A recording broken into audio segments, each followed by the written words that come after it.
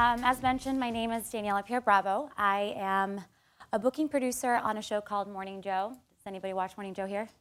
Yes? Okay, good. If not, if you don't know Morning Joe, it's a 6 to 9 a.m. show on MSNBC. And as a booking producer, I book anywhere between 10 to 15 guests a day on any news of the day topics. Like any quintessential millennial, I have my side projects.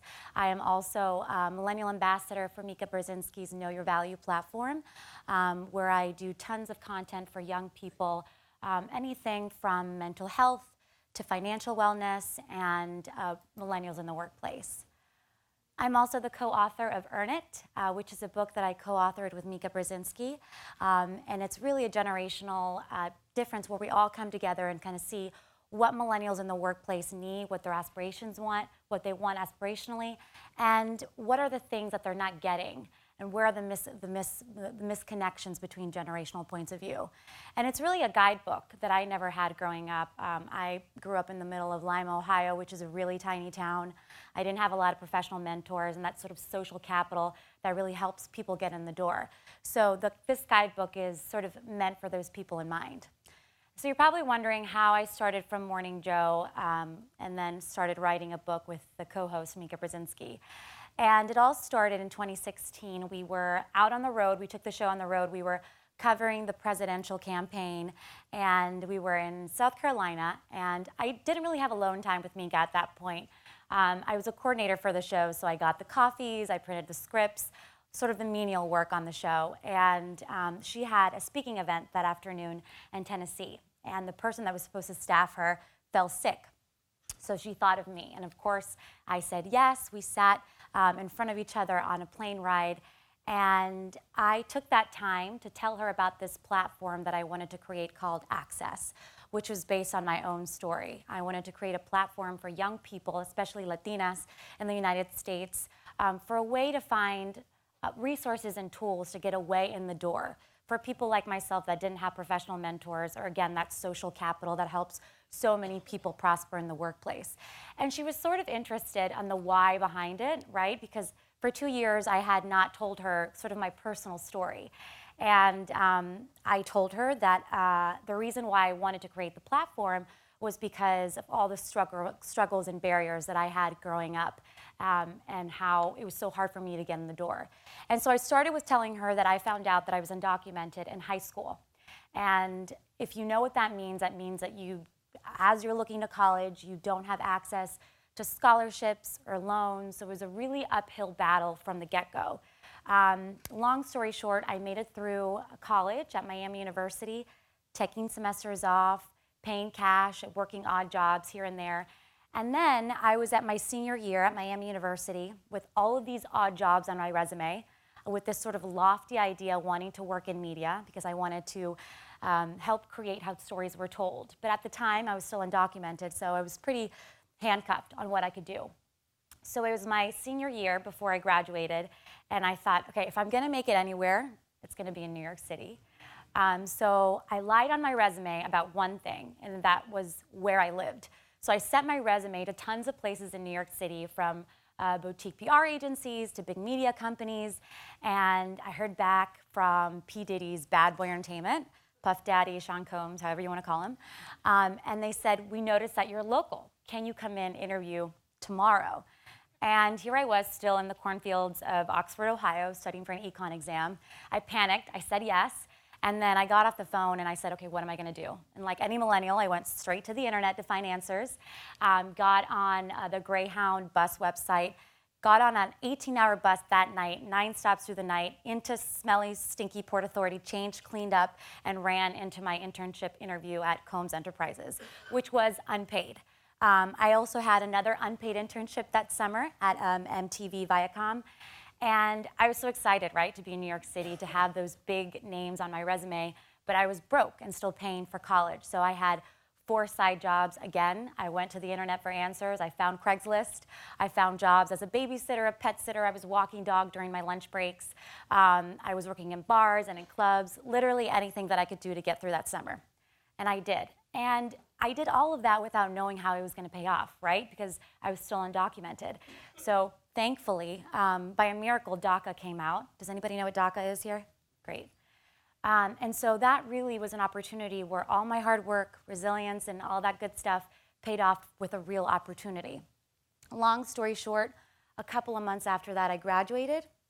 I applied to the NBC Page program and then found myself working at shows like Saturday Night Live, Late Night with Jimmy Fallon, MSNBC Marketing and Production, and then ultimately Morning Joe. So I told Mika that story on the plane, and that was really the heart of why we wrote this book, because there were so much struggles out there that I knew firsthand that I wanted to be addressed. And she called me up a couple of months after that plane ride together, and she says, we're writing a book together. And so that's how Earn It started. And it's not just my story, it's a story of tons of other women and men at the top ranking positions in their fields, people like Kathy Engelberg of Deloitte, Eva Longoria, Sarah Jessica Parker, people in publishing, Anjali Sud, the Vimeo CEO. And so we really incorporated all these success stories in a way that was going to speak and resonate with younger audiences that didn't have the sort of information that was normally available to them because they didn't have that sort of social capital to start with. And it's given me an amazing opportunity to travel around the country and listen to other people's stories, minorities, people that themselves are undocumented, but not even that, people that feel financially strained, people that feel that they're geographically sort of not in the place that they want to be and sort of away from the resources and tools and knowledge that they need. And in the book, we cover everything from interviewing all the way up to negotiating, which, as you know, covers a lot of things in the middle. So it's been a great opportunity to talk to so many people around the country to talk about what their goals, aspirations are, and what sort of barriers they're encountering along the way. In fact, for the book, we did exclusive research with Harvard University on some of the things that are holding young people back while they're in the workplace. And we did focus groups, we did polling. So it's a really robust study that we did for Earn It. And here are just some of the things that we came up with. You know, we really wanted to be inclusive of not only older generational points of view, right? Because stereotypes exist for one reason or another. And, you know, the stereotypes that we hear are the narcissism, the naiveness, apatheticness of our generation. And so we put it back to the people that we polled. And in fact, some of the top words that people identify in Gen Z and millennial, they identify with socially conscious, passionate, underestimated, driven, plugged in. So pretty much kind of kicking to the curb all the stereotypes that we come to know of millennials. And in terms of knowing what we want in the workplace, if we're talking about Gen Z and millennials, making a lot of money is important, but it's really lower in that spectrum of importance and satisfaction. What we really care about and what really make us satisfied is things like a stable organization, job security, work-life harmony, and making a world a better place. And I think it's really important to contextualize why it is that we feel this way. Let's contextualize a little bit about what's going on in today's world. We are a generation that has seen our older counterparts hit by the recession. We might have older brothers and sisters or older millennials themselves that have gone out of the workplace and had trouble finding jobs. Our parents went through home foreclosures. We saw them lose their jobs. We still struggle with trying to kind of make sense of all the racial discrimination out there. We're tired of everybody talking about climate change like it's a passive issue. We want change now. And we've paid tons and tons of debt for our college tuition, and we want change. So people ask, you know, why do young people, why are they so passionate about purpose in the workplace? And it's because our world is in shambles and we're ready to make a change. And I think that a lot of things get misconstrued, that millennials are not loyal and that we're job hoppers. And I think that it takes a little bit of analyzing what we need from corporations and business leaders. One of the things that we talked about in the focus group and in the data that came out for the book is this need for leaders, for business leaders, to be transparent about their decision making.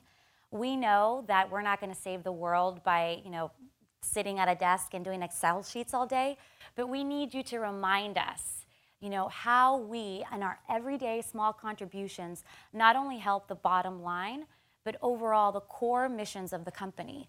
And that includes, the social good that a company says that they're doing.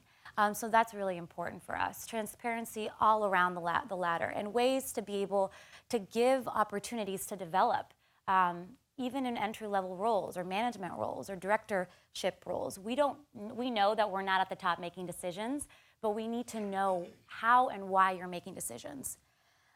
So in the book, we added a chapter for entrepreneurs, and we didn't know we were going to include that until the final drafts, because all of this data started to come up as we started writing the book, of this clear alternative that people have to the traditional workplace, and that's the gig economy. Nearly half of Gen Z workers are freelancers, a number that is only projected to grow in the next 5 years. 57 million Americans freelance this year. So as we talk to especially young women, we've seen the injustices that come with the maternity leave still, and the gender pay that's still lagging in this country.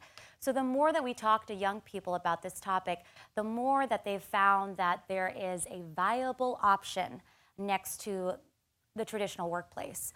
And that being an entrepreneurial is a mindset, and that you don't necessarily have to put out a product to feel entrepreneur, to be sort of in the driving seat of your own career. So that is something that I think that as corporations try to figure out how to incorporate the younger workforce better, it would be an opportunity not to look at our way of looking at the world when it comes to wanting more social change, and looking at business leaders to do that, right? Because I think one of the things that has been shifting is that Gen Z, especially, and millennials, have looked at Washington and has seen a gridlock when it comes to our politics. And we're now shifting our perspective on how we see that. We're actually looking for business leaders for answers. And I think, again, it would be an opportunity that business leaders would be remiss to not do and not incorporate their younger workforce and their need to make a change into their decision making. Thank you.